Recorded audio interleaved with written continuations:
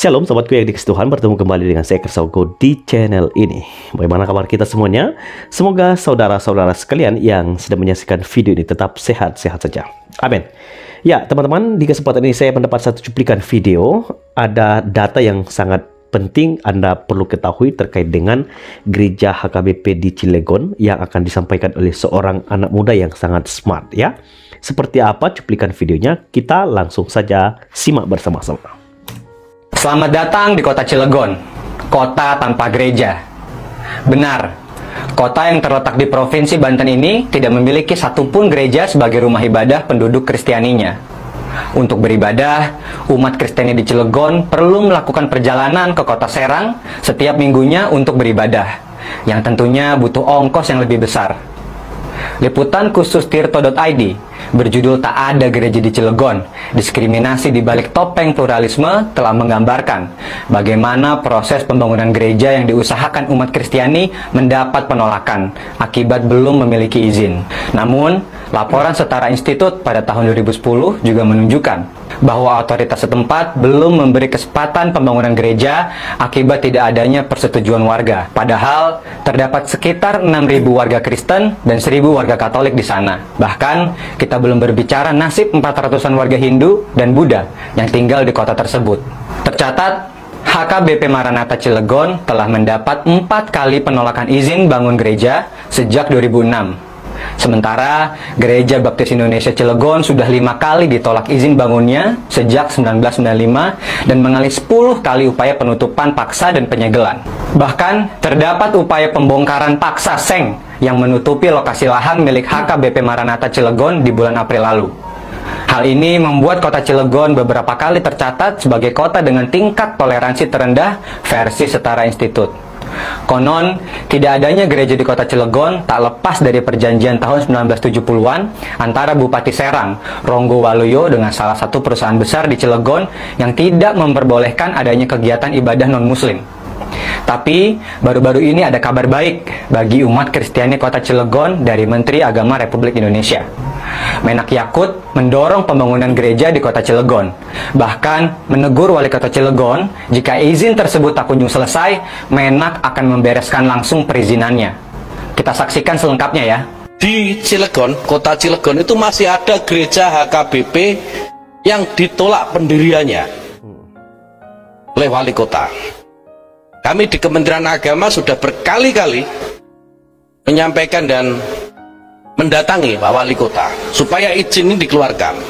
Staf kami Pak sudah 2 kali ketemu dengan Pak Wali Kota dan rencananya minggu depan saya akan datang sendiri kalau belum beres soal izin pendirian ini, karena di bawah sudah beres semua, izin dari masyarakat, dari kepala desa sudah beres, suruh tertahan di atas. Ini tentu bukan hal yang baik, bukan hal yang sehat. Sebuah negara yang begitu plural dan menjunjung hak untuk beragama tentunya perlu membuka kesempatan bagi seluruh warganya untuk mempraktikkan keyakinannya masing-masing. Apalagi mereka juga turut membayar pajak ya. Tapi, gimana menurut kalian? Diskusikan di kolom komentar ya. Oke teman-teman yang dikasihi Tuhan, demikianlah cuplikan video dari seorang pemuda ya. Saya tidak tahu namanya, tapi ulasan dan apa yang dipaparkan itu sangat dapat dipertanggungjawabkan. Dia juga menyebutkan kenapa sampai wali kota dan juga masyarakat menolak pendirian rumah ibadah selain daripada Islam, karena sudah ada pernah perjanjian antara pemimpin zaman dulu ya untuk tidak mengizinkan tempat peribadatan di kota Cilegon ini. Dan tentu ini harusnya membukakan pikiran banyak orang, di mana kita ini sudah masuk zaman reformasi dan bahkan kita terus memiliki pemikiran yang semakin maju. Karena itu jangan kita terus sibuk dengan memikirkan urusan soal izin agama, ibadah, menolak dan sebagainya. Ini tidak perlu lagi ada di dalam pikiran kita. Kita sudah harus maju. Kita harus saling bisa menerima dan harus bisa menghargai satu dengan yang lain. Supaya apa? Kita semua yang memiliki agama yang berbeda beribadah sesuai dengan keyakinannya. Itu penting, karena kalau tidak kita akan mengalami kondisi seperti ini. Akan ada yang saling bermusuhan, saling menolak satu dengan yang lainnya. Tentu itu tidak akan mendirikan negeri Indonesia yang majemuk, yang plural ini. Karena kalau kita perhatikan, negeri ini bisa ada karena ada persatuan dari founding father kita. Mereka berjuang bersatu tanpa memusingkan apa agamanya. Tetapi miris sekali kenapa masa kini masih juga sibuk dengan urusan soal agamaku, agamamu, agamaku, agamamu. Selalu berhenti dan sibuk memikirkan hal yang demikian. Kita harusnya berjuang untuk apa? Mengupgrade diri kita, supaya kita memiliki pengetahuan menciptakan segala sesuatu dan juga memajukan negeri kita ini. Lagian kan begini, Cilegon itu kan bagian dari Indonesia. Nah, kalau itu adalah bagian dari Indonesia, maka kita perlu sadar ya, kita juga boleh membuka hati legowo untuk menerima gereja di tempat itu, supaya orang-orang yang beragama lain bisa beribadah. Tidak harus keluar hanya untuk beribadah 1-2 jam, harus keluar kota untuk beribadah. Karena apa? Izin tidak ada. Ini kan memilukan hati kita, padahal kita ini sebagai sebangsa dan setanah air.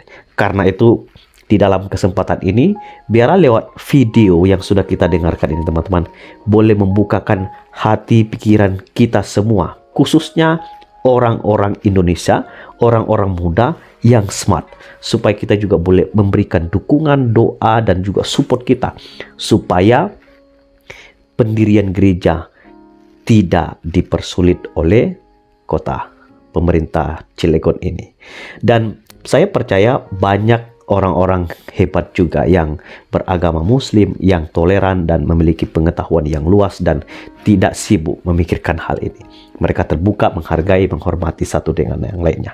Kita berharap ada banyak orang-orang yang maju pikirannya, sehingga kita semua saling menghormati, mengasihi satu dengan yang lainnya. Tapi percayalah, Tuhan Yesus Kristus tahu apa pergumulan dari jemaat HKBP, bahkan bukan hanya gereja HKBP, gereja Baptis, juga gereja Katolik yang mengalami kesulitan ini. Tuhan tahu.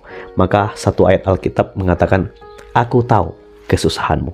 Karena itu, jemaat Kristus yang ada di Cilegon, mari datang kepada Tuhan. Jangan sampai kecewa dan jangan pernah putus asa, terus mengikut Tuhan. Tetap iring Dia, meskipun sulit, pikul salib, sangkal diri, dan terus setia mengikut Tuhan, karena upahmu besar di surga. Tuhan kiranya memberkati kota Cilegon, memberkati jemaat, dan juga memberkati masyarakat di sana. Salam toleransi, salam merdeka, salam Indonesia. Shalom.